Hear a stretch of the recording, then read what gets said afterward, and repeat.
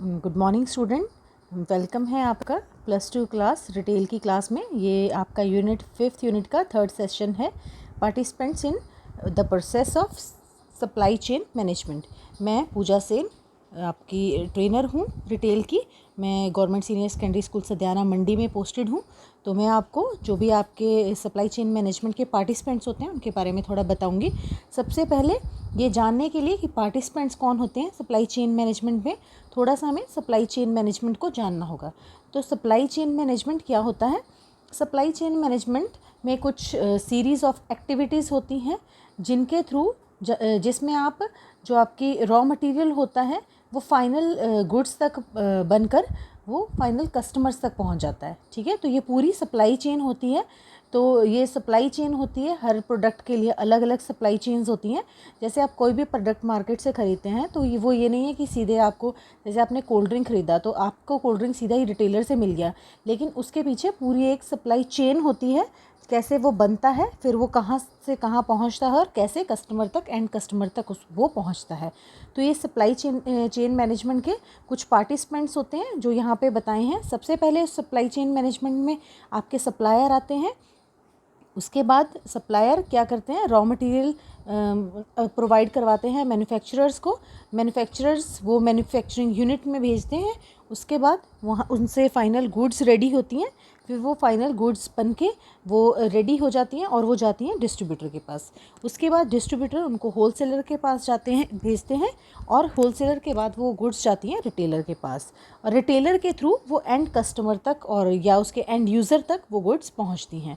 ठीक है, तो इन पार्टिसिपेंट्स की हम थोड़ा डिटेल में इनको पढ़ेंगे। सबसे पहले पार्टिसिपेंट में जो सबसे हमने फर्स्ट नाम लिया है वो सप्लायर है। ये सप्लायर वो होता है जो रॉ मटेरियल भेजता है मैन्युफैक्चरर को। ठीक है, रॉ मटेरियल या जो भी गुड्स होती हैं वो सप्लाई करता है, इसलिए इसको सप्लायर बोलते हैं। ठीक है, तो ये सबसे इम्पॉर्टेंट वो पार्ट है, सबसे फर्स्ट पार्ट है सप्लाई चेन का। ठीक है, तो ये क्या करता है, बल्क में बहुत ज़्यादा क्वांटिटी में जो है रॉ मटेरियल वो मैन्युफैक्चरर को भेजता है।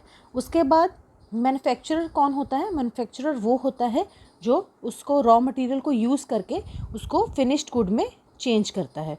ठीक है, तो ये जो मैन्युफैक्चरर होता है ये अकेला काम नहीं करता, इसके साथ इसके एम्प्लॉयज़ होते हैं, इसके लेबर होता है, लेबर्स होती हैं इसके पास। ठीक है, तो मैन्युफैक्चरर क्या करता है, वो रॉ मटेरियल को फिनिश्ड गुड में चेंज करता है। ठीक है, तो जो इसमें थोड़ी एग्जांपल भी दी हुई है, जो रॉ मटेरियल होता है वो फैक्ट्रीज़ में डेली बेसिस पे आता रहता है।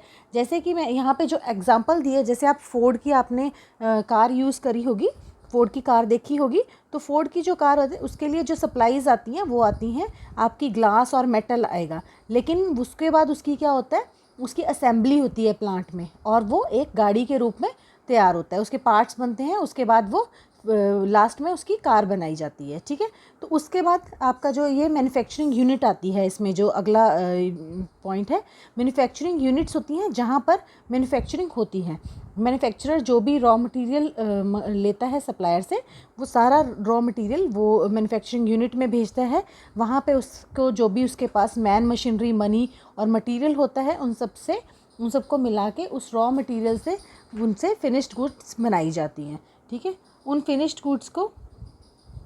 गुड्स को फिर उसके बाद डिस्ट्रीब्यूटर्स के पास भेजा जाता है, क्योंकि फिनिश्ड गुड्स रेडी हैं लेकिन उनका कोई बेनिफिट नहीं है जब तक वो सेल ना हो। ठीक है, तो गुड्स को सेल करने के लिए उनको डिस्ट्रीब्यूटर के पास भेजा जाता है।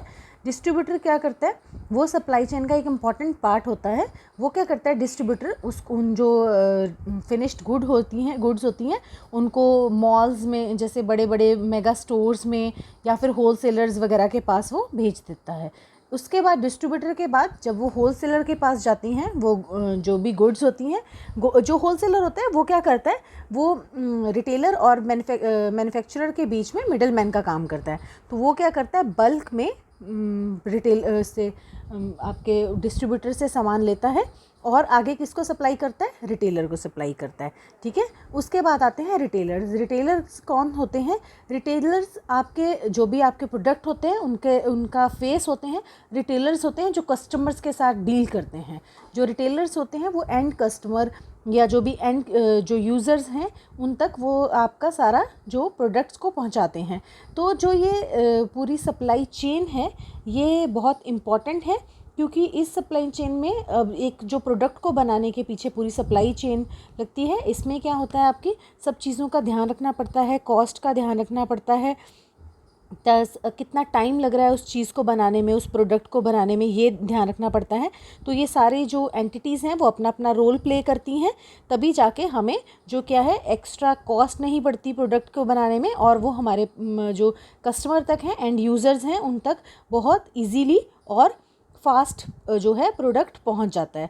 तो ये जो सप्लाई चेन मैनेजमेंट है, ये एक जो राइट प्रोडक्ट राइट टाइम पे, राइट प्लेस पे और राइट कॉस्ट पर कस्टमर तक पहुंचाने के लिए एक पूरा एक मैनेजमेंट है, इसीलिए इसे सप्लाई चेन मैनेजमेंट कहा गया है, और ये बहुत इम्पॉर्टेंट रोल प्ले करती है। और अगर सप्लाई चेन मैनेजमेंट कहीं से भी वीक पड़ जाती है, कहीं से भी सही नहीं होगी, कहीं से भी कोई प्रॉब्लम आती है, तो आपका क्या है, आपकी जो गुड्स हैं वो आपकी उनकी कॉस्ट बढ़ जाएगी, फिनिश्ड गुड्स की कॉस्ट बढ़ जाती है, उनको आपको डिले हो जाएंगी वो रेडी होने में। तो क्या है कि जो सप्लाई चेन आपके जो पार्टिसिपेंट्स हैं सप्लाई चेन के, वो सब अच्छी तरह से फंक्शन करने चाहिए, तभी आपकी क्या है सप्लाई चेन मैनेजमेंट अच्छे से काम कर पाएगी। तो ये सारा आपका टॉपिक था। जो पार्टिसिपेंट्स हैं मैंने उनको आपको बताया सप्लाई चेन मैनेजमेंट में कौन कौन से पार्टिसिपेंट्स होते हैं। तो उसके बाद आपके पास कुछ ये मल्टीपल चॉइस क्वेश्चन है, आप इनको देखिए, इनको आप पढ़िए और इनको सॉल्व कीजिए, आपको आइडिया हो जाएगा कि आपको कितना पता चला इनके बारे में, सप्लाई चेन मैनेजमेंट के पार्टिसिपेंट्स के बारे में। Thank you so much.